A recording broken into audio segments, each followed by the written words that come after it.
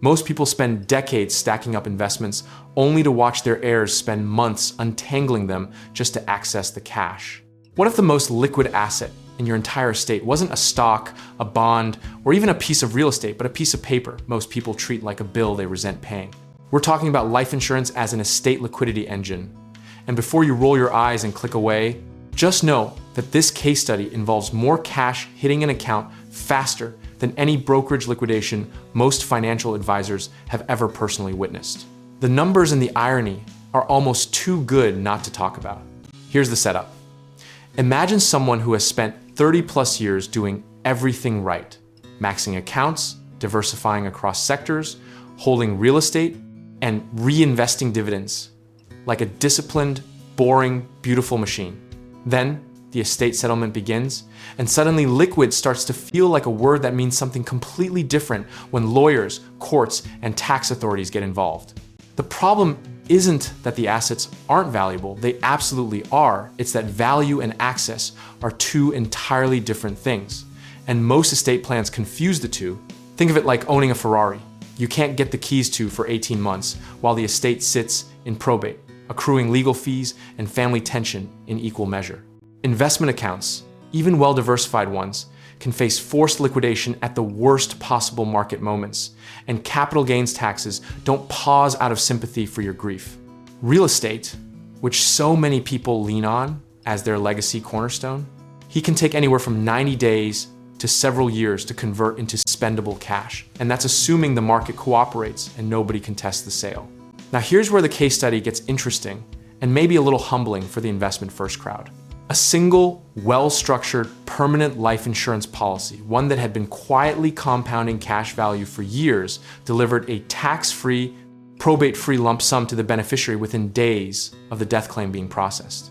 We're talking about a payout that exceeded the net after-tax proceeds of liquidating a mid-six-figure investment portfolio without a single market order, without a single capital gains event, and without a single conversation with a probate attorney. The policy didn't care what the S&P 500 was doing that week. It just performed quietly and completely exactly as designed. Now, the misconception we need to kill right here is that life insurance is only for income replacement when you're young and have dependents. That framing is decades out of date and frankly costs families real money by causing them to dismiss one of the most efficient estate tools in existence. Permanent life insurance, particularly whole life or indexed universal life structured correctly, functions as a guaranteed liquidity contract, a promise that a defined sum will be available at the exact moment your estate needs it most, uncorrelated to market conditions, and largely shielded from the probate process that turns asset-rich estates into cash-poor nightmares. The historical lesson here isn't new. Wealthy families, banks, and corporations have used this strategy for well over a century, which is either a rousing endorsement or proof that the best ideas get kept quiet the longest, depending on your level of cynicism. The practical takeaway isn't to abandon your investments or sell your real estate. It's to ask whether your estate actually has a liquidity plan or just an asset plan, because those are not the same document. Sizing matters enormously here. The goal is to match your policy's death benefit to your state's projected liquidity gap, not to overinsure out of anxiety or underinsure out of premium sticker shock. Discipline in this strategy means getting the policy structured by someone who understands estate planning, not just someone who sells insurance, and then holding it without surrendering the moment premiums feel inconvenient because the power is entirely in the staying.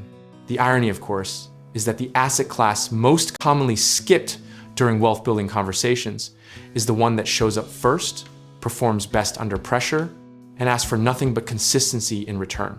At its core, this is a story about preparation being more powerful than performance, and about recognizing that your estate isn't just a collection of assets, it's a system that either functions smoothly when you're gone or creates an expensive, emotionally exhausting puzzle for the people you love most. One policy, properly placed, can be the difference between heirs who grieve and heirs who grieve and wait. We're not saying every dollar should go into insurance or that investments are somehow the villain here. We're saying that a liquidity gap in an estate plan is a real, measurable risk, and that ignoring it because premiums feel unsexy is the financial equivalent of refusing to wear a seatbelt because the car is really nice. Comfort with any outcome starts with knowing that when the moment comes, your plan has the cash to execute, not someday, not eventually, but within days. If this case study made you think differently about what liquid actually means in the context of your estate, then we've done our job, because most people don't find out their plan had a hole in it until it's too late to patch it. Whether you're looking to structure your first policy, reevaluate an existing one, or build a full estate liquidity strategy alongside your investment portfolio, check out our links in the description below. We can connect you with the right people in real estate investing, home contracting, and lending to help you take the next step.